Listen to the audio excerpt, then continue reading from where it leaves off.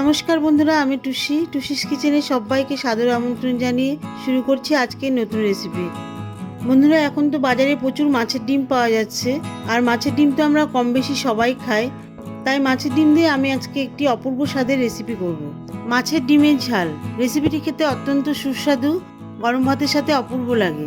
Recipe শুরু করার আগে যারা আমার চ্যানেলে নতুন আছেন তারা আমার চ্যানেলটিকে সাবস্ক্রাইব করে আমার পাশে থাকবেন, আর নোটিফিকেশন বেল আইকনটা অবশ্যই অল ক্লিক করে রাখবেন নতুন নতুন রেসিপি নোটিফিকেশনের জন্য। তাহলে চলুন রেসিপি শুরু করা যাক।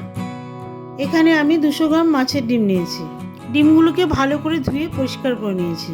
প্রথমে যেটা করব, ডিমগুলিকে ম্যারিনেট করে নেব। প্রথমেই ডিমের মধ্যে দিয়ে দিচ্ছি সামান্য পরিমাণ লবণ, হলুদ, হাফ চা চামচ মতন লঙ্কার গুঁড়ো, সবশেষে দিয়ে দিচ্ছি খুব সামান্য পরিমাণ লেবুর রস। এই সব কিছু দিয়ে ডিমগুলিকে ভালো করে মাখিয়ে নেব। যেহেতু ডিমের মধ্যে আষ্টে গন্ধ থাকে, লেবু রস দিলে কিন্তু আষ্টে গন্ধ থাকবে না। এখানে কিন্তু আমি রুই মাছের ডিম ব্যবহার করছি। রুই মাছের ডিম ছাড়া এখানে কাতলা মাছের ডিম বা যে কোনো বড় মাছের ডিম দিয়ে কিন্তু রেসিপিটি করা যাবে। এবারে একটা ফ্রাইং প্যান গ্যাসে বসিয়ে দিচ্ছি। দিয়ে দিচ্ছি 25 গ্রাম সর্ষের তেল। প্রথমে তেলটাকে ভালো করে গরম করে নেব। তেল গরম হয়ে গেলে গ্যাসের ফ্লেম স্লো করে দেব। গ্যাসের ফ্লেম স্লো করে দিয়ে একটা একটা করে মাছের ডিম দিয়ে দিচ্ছি। ডিমগুলি প্যানে দেওয়ার সময় কিন্তু একটু সাবধানে ছাড়তে হবে। যেহেতু মাছের ডিম ফাটে, সেই জন্য একটু সাবধানে প্যানে ছাড়বেন। ডিমের এক পাশটা হালকা ভাজা হয়ে গেলে ডিমগুলি উল্টে দিতে হবে। ডিমগুলি উল্টে দেওয়ার পরে খুন্তি দিয়ে একটু চেপে চেপে দিতে হবে ডিমের ওপরের ভাগটা। তাহলে ডিমগুলির ওপরের ভাগটা একটু চ্যাপটা চ্যাপটা হয়ে যাবে, আর ডিমের ভেতরটা আস্তে আস্তে সেদ্ধ হবে। ডিম ভাজার কিন্তু খুব সুন্দর কালার এসছে। এরকম প্লেন ভাজাও কিন্তু ভাতের সাথে খেতে অপূর্ব লাগে। এইভাবে উল্টে উল্টে ডিমের দুই পাশ ভালো করে ভাজা হয়ে গেলে গ্যাস অফ করে দেব। গ্যাস অফ করে দিয়ে খুন্তি দিয়ে এবারে ডিমগুলি আস্তে আস্তে প্যানের মধ্যেই কেটে নেব। দেখছেন তো সুন্দর করে প্যানের মধ্যে ডিমগুলি কেটে নিচ্ছি। যদি আপনাদের প্যানের মধ্যে ডিমগুলি কাটতে অসুবিধা হয় তাহলে একটি প্লেটের মধ্যে ডিমগুলি রেখে খুন্তি দিয়ে কেটে নিতে পারেন, বা একটি চাকু দিয়েও কেটে নিতে পারেন। এবারে ভাজা ডিমগুলি সব তুলে নিচ্ছি।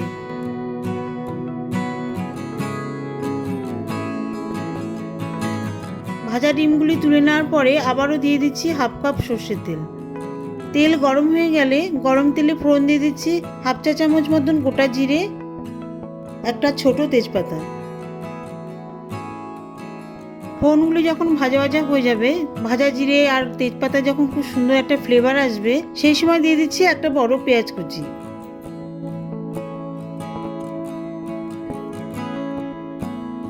পেঁয়াজগুলি কিন্তু বেশ লাল কড়া করে ভেজে নেব, তাহলে পেঁয়াজ কুচিগুলি ঝোলের মধ্যে কিন্তু বেশ ভালো করে মিশে যাবে।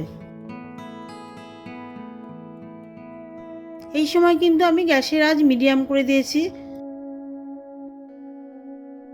পেঁয়াজ কুচিগুলি গোল্ডেন ব্রাউন করে ভাজা হয়ে গেলে দিয়ে দিচ্ছি একটা বড় টমেটো পিউরি।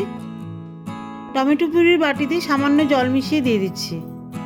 এর সঙ্গে দিয়ে দিচ্ছি খুব সামান্য পরিমাণ লবণ। ডিমে যেহেতু লবণ মাখানো আছে, তাই এখানে কিন্তু খুব সামান্য পরিমাণ লবণ দিয়েছি। আর যেহেতু এটা ঘন একটা গ্রেভি তৈরি হবে, তাই এখানে খুব সামান্য পরিমাণ লবণ দিলেই চলবে। দিয়ে দিচ্ছি 1 চা চামচ করে জিরে গুঁড়ো, ধনে গুঁড়ো। দিয়ে দিচ্ছি 1 চা চামচ শুকনো লঙ্কার গুঁড়ো। সঙ্গে দিয়ে দিচ্ছি খুব সামান্য পরিমাণ হলুদ। এই সমস্ত মশলা 3-4 মিনিট ধরে ভালো করে তেলের মধ্যে কষিয়ে নেব। এতে করে মশলার মধ্যে যে সামান্য জল আছে সেটা তেলের মধ্যে ভালো মতন শুকিয়ে যাবে। মশলা তেলের মধ্যে ভালো করে কষানো হয়ে গেলে এই সময় দিয়ে দিচ্ছি 1 চামচ আদা রসুন বাটা। আদা রসুন বাটা দিয়ে কিন্তু আবারও আমি মশলা 3-4 মিনিট ধরে কষিয়ে নেব। মশলা কিন্তু এবারে বেশ ভালো করে কষানো হয়ে গেছে। দেখতেই পাচ্ছেন মশলা থেকে কিন্তু বেশ তেল বেরিয়ে এসছে। এখন দিয়ে দিচ্ছি ছোট 1 গ্লাস জল। ঝোলের মধ্যে মশলাগুলি ভালো করে মিশিয়ে দিয়ে গ্যাসের ফ্লেম স্লো করে দিয়ে একটা একটা করে মাছের ডিম দিয়ে দিচ্ছি।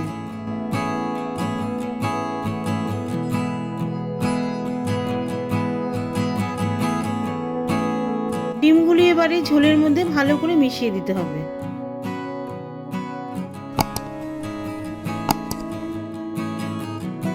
ডিম ঝোলের মধ্যে ভালো করে মেশানো হয়ে গেলে দিয়ে দিচ্ছি 3টে হাফ চারা কাঁচা লঙ্কা। এখানে আমি 3টে কাঁচা লঙ্কা দিয়েছি। যদি আপনারা ঝাল বেশি পছন্দ করেন তাহলে আরও কাঁচা লঙ্কা দিতে পারেন। এবারে ঢাকনা দিয়ে দেব। এই সময় কিন্তু গ্যাসের ফ্লেম হাই করে দিতে হবে। হাই ফ্লেমে প্রায় 5-7 মিনিট ফোটার পরে ঢাকনা তুলে দিচ্ছি। এবারে কিন্তু ঝোলের একটা ঘন গ্রেভি তৈরি হয়েছে। ঝোলের কালারটাও কিন্তু খুব সুন্দর হয়েছে বন্ধুরা। সবশেষে দিয়ে দিচ্ছি কারি পাতা। আমি এখানে কারি পাতা দিচ্ছি।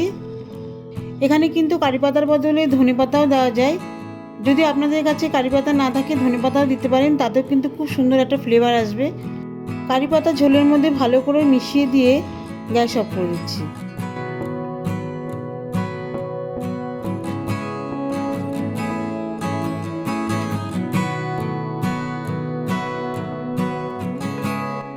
এবারে প্লেটে পরিবেশন করব।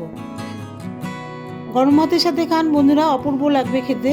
আর এখন বাজারে প্রচুর ডিম পাওয়া যাচ্ছে, ডিমের এই সুন্দর রেসিপিটা খাওয়া যেতেই পারে। তাহলে বন্ধুরা দেখলেন তো কত অল্প মশলায় খুব সুন্দর একটা রেসিপি তৈরি হয়ে যায়। তাহলে বন্ধুরা যদি আমার রেসিপিটি ভালো লেগে থাকে রেসিপিটিকে অবশ্যই একটা লাইক করে, কমেন্ট করে, সাবস্ক্রাইব করে আমার পাশে থাকবেন। আর যদি রেসিপি খুবই ভালো লেগে থাকে তাহলে অবশ্যই বন্ধুদের মধ্যে শেয়ার করবেন।